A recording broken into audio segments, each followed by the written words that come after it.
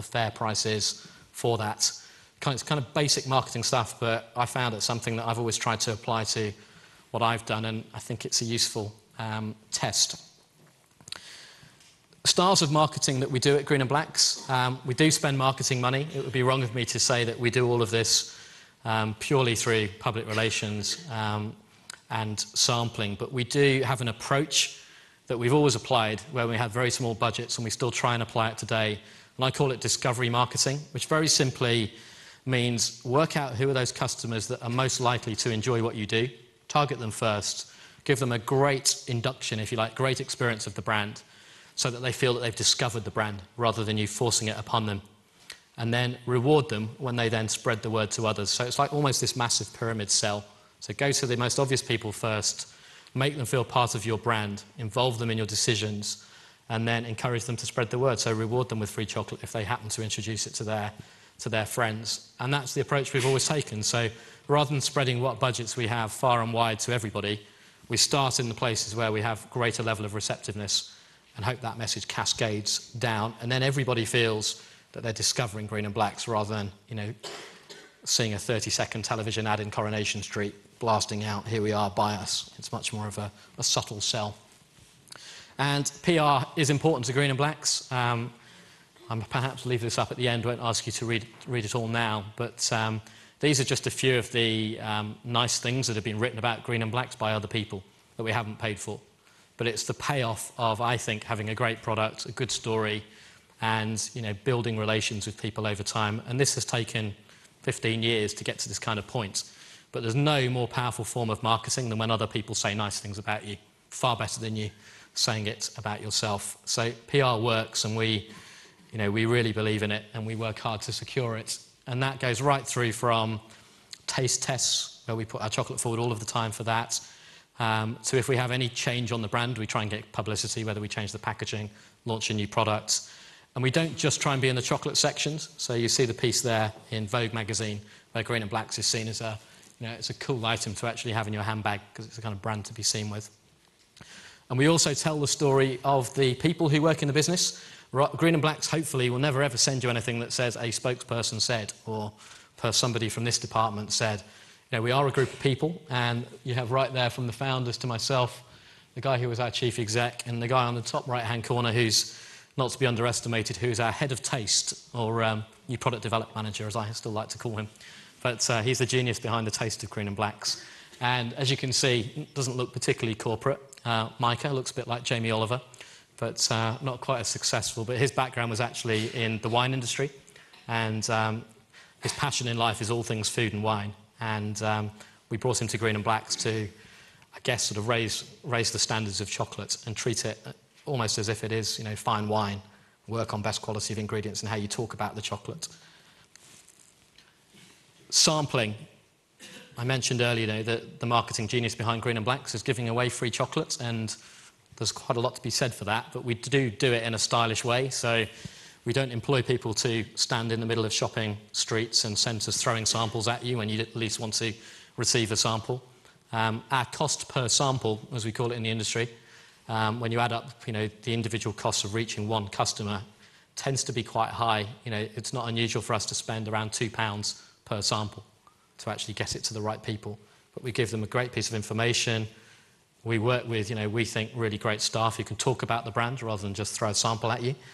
And we reach less people, but I think we create a bigger impact. And we're quite generous with the chocolate as well, because we think it's not just about someone having a little bite as they're running down the street. We want them to take it home and show their family and friends and enjoy it, share it with others. So we tend to give people more than one bar where we can.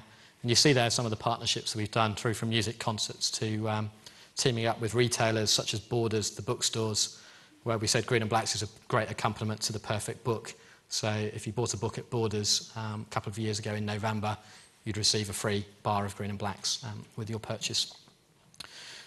These are a few other places where we have distributed the brand. And the reason for putting these up, first and foremost, is to show how there is a sweet spot between the sales department and the marketing team, where we can reach the right audience, but alongside reaching the right audience, we can also sell some chocolate.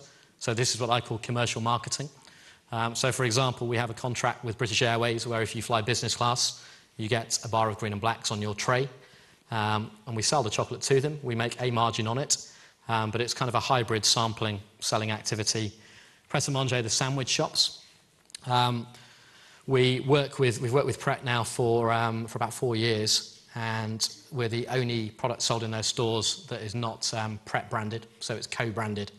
Julian Metcalf at Pret had been asking us for years to produce a own label chocolate just with the Pret logo on it, which we didn't want to do.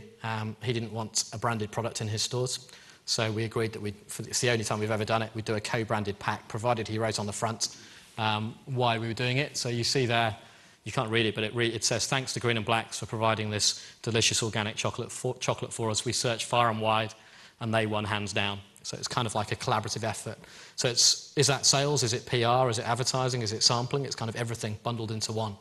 And ask yourself in the business that you're involved with, are there areas where you can keep all the departments happy by, so we sample with Sainsbury's Magazine, again, rather key customer, great for the relationship with the customer, rather than us just handing out samples, through any other means. We do it with our customers where possible, and it builds goodwill.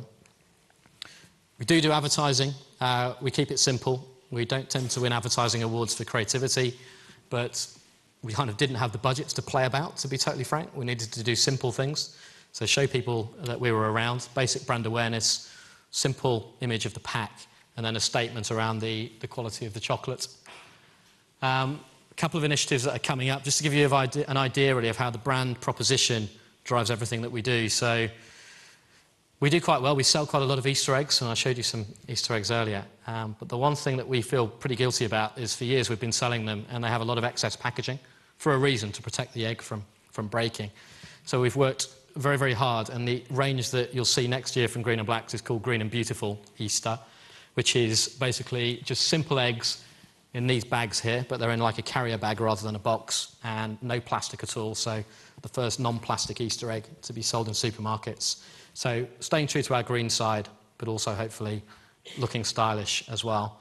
And then we have the box of miniatures. So rather than Green and Blacks doing a box of heart-shaped chocolates or truffles, it's about how do we take the thing we're famous for and turn it into a different usage occasion.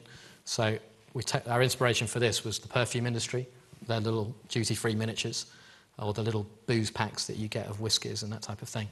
Because we actually think Green and Blacks is famous for the bars, but giving big-sized bars isn't generally a great gift, so let's turn them into a gift format. But that's how Green and Blacks does gifting.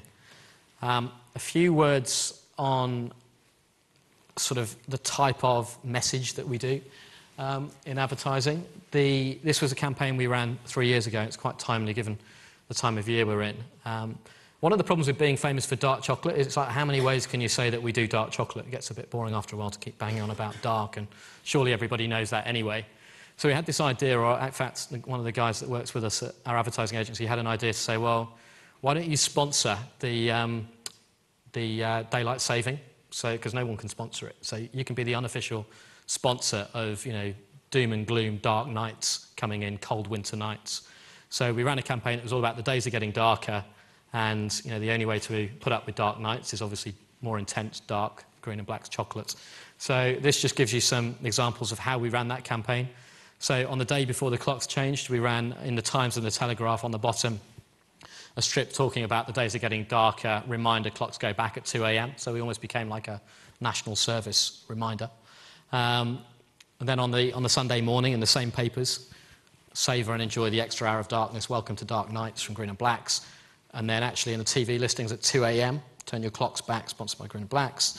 And then the following weekend, having kind of teased people enough, they received a complimentary sample inside the newspaper of Green and Blacks chocolate to help them get through the misery of winter nights. So dark chocolate, kind of very functional, but there are always ways you can take a basic fact about your brand and keep finding engaging ways of describing it. I'll just show you a few of these for examples. How does Green and Blacks do Valentine's Day? It doesn't do heart-shaped chocolates. It says gift Green and Blacks bars. So we have those 3 special words, cherry, ginger and butterscotch, and increase her interest rate on February the 14th. But we buy the media space for that in the financial pages, targeting guys in the share price section.